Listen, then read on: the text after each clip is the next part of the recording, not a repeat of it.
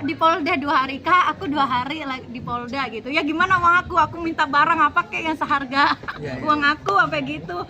Apa kek gitu.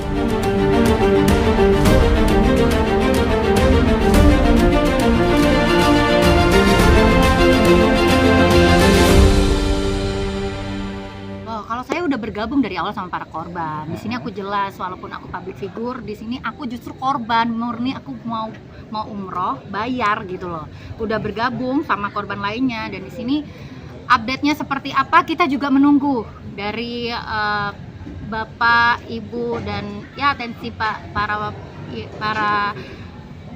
yang memang sudah bisa kita andelin gitu loh di dalam bidang ini sendiri, seperti Kemenhats gitu kan. Terus ada juga kalau nggak salah kemarin juga terima kasih juga sama Kak Keanu yang sudah membantu kami menyuarakan juga. Di situ kan juga kebantu ya, berita ini jadi tidak tenggelam gitu loh.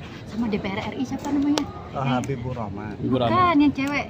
Yang Neng Ini Rika iya, ibu Rika Terika, iya itu ya kan. Makasih juga selalu menyuarakan sampai detik ini. Aku juga ikutin sih, walaupun kita sebagai korban juga kayak ada pesimisnya, tapi ya bismillah, semoga juga ini tuntas, nggak tenggelam gini aja. Karena kan di Indonesia ini jamaah terbanyak ya, penyumbang visa terbesar gitu untuk soal umroh dan haji gitu. Jangan sampai terulang lagi. Kalau ini Hanania ini digantung gitu aja, aku yakin banget bakalan ada travel lain yang kayak gini lagi. Karena ini kaya secara instan ngejual ibadah gitu loh. Ya kalau dari saya pribadi sih ya menunggu, menyuarakan sudah. Seperti ini dari teman-teman media juga meminta saya untuk bersuara sudah. Terus ke program news juga sudah, tinggal atensi dari pemerintah ini gimana gitu loh. Walaupun istilahnya ya kayak ibaratnya ya ini proses tapi jangan sampai tenggelam gitu loh. Saya lihat tuh lemah lagi gitu. Berangkat harusnya kapan dan berapa orang? Aku alhamdulillah 1 pack. Maksudnya kalau dibilang kenapa alhamdulillah, kan kerugian yang lain tuh lebih besar gitu dibandingkan aku. Walaupun ya menurut saya sih lumayan ya kalau itu sampai nggak balik gitu. Tapi kalau dilihat dari teman-teman lain, jamaah lainnya ada yang lebih besar daripada saya gitu. Berapa? Saya kebetulan dapat diskon secara khusus dari Farhan. Farhan ini teman aku, dia tuh.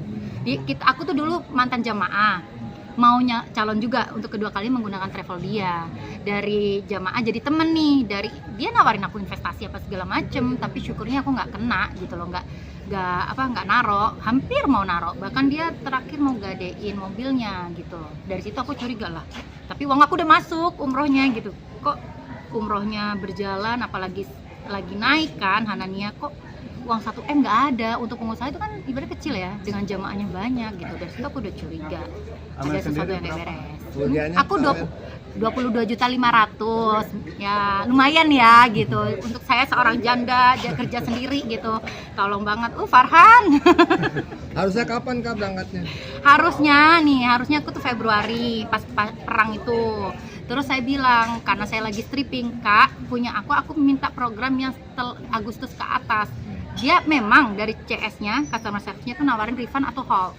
Karena untuk ibadah ngapain saya refund, dan saya percaya sama Farhan ini, dan travelnya kan bukan baru banget gitu loh. Aku pernah juga, jadi saya hold. Lah, terus udah dari Februari kok berita-berita makin panas nih tentang Hanania. Terus aku tanya, Kak, uangku aman nggak? Aman Kak, kalau keberangkatan Juni-Juli ke atas. Ya saya santai, saya pikir trouble gara-gara apa tuh, perang gitu loh. Ya saya percaya aja, ya udah sampai sekarang. Ya orangnya di penjara, ya nggak jadi berangkat, mampu ada di situ gitu.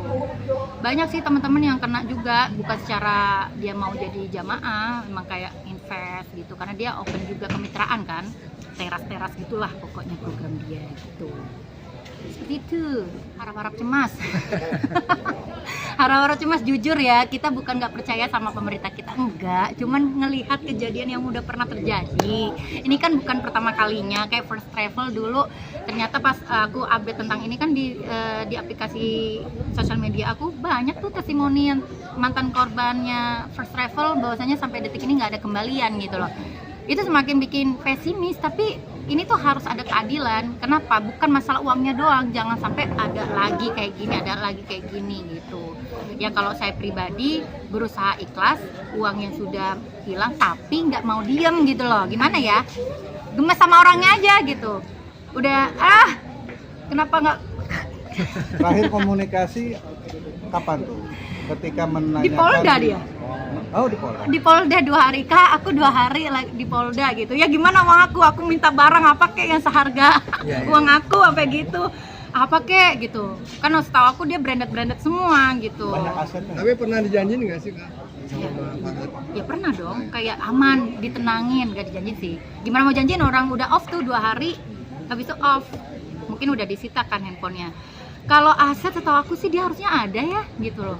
Tapi memang dia pengakuan dia udah nggak ada. Kayak misalkan kita tanyain jam Rolexnya di mana, kan aku pernah tuh ngeliat dia update pakai jam. Terus tas brandednya gitu loh, mana gitu. Kalau nggak dijual deh gitu. Nggak ada, katanya nggak ada sama sekali. Tapi kalau melihat aset dia kan kayaknya banyak ya, apalagi sering upload di media sosial dia gitu. Nggak tahu ya Mas, namanya orang sekarang kan banyak yang flexing ya, itu entah dia nyewa, nyicil apa yang gimana nggak tahu. Tapi yang setahu saya dia punya bisnisnya jalan. Iya nggak sih? Bisnisnya apa aja kalau Selain Kalau setahu saya dia tuh main ini franchise juga nih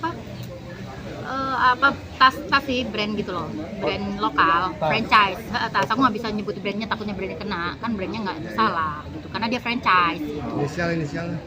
Inisial tahu dari Sukabumi, dia kan pernah launching tuh, ngundang artis-artis kan, yang pakai baju pink gitu. Ya tas-tasnya anak Gen Z gitu loh. Nggak tahu kalau sampai sekarang itu masih atau nggak, setahu saya sih ya harusnya masih, karena terakhir dia promosi, istrinya tuh promosi terus di Instagramnya. Terus diaktifkan. Kalau saya rasa sih dia menyimpan asetnya nggak berupa aset kayak tanah gitu-gitu deh, aset digital. Karena dia anak muda yang modern banget pemikirannya. Saya yakin banget dengan kerugian banyak itu. Ya sekarang harapannya cuman kita berharap sama pemerintah kita sih, semoga ini benar-benar diseriusin gitu loh, diusut tuntas setuntas-tuntasnya, mau prosesnya berapa lama ya tuntas pokoknya, ujungnya kemana. Ternyata kita ngerasa kayak gini, kemana sih larinya tuh uang gitu loh, gemes gitu, kemana sih gitu aja.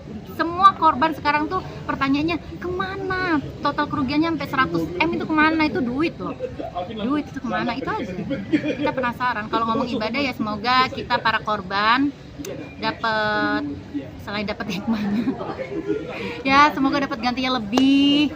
Terus ini jadi pembelajaran, semoga ya mungkin nggak jadi umroh tiba-tiba undangan haji ya kan, amin ya Allah.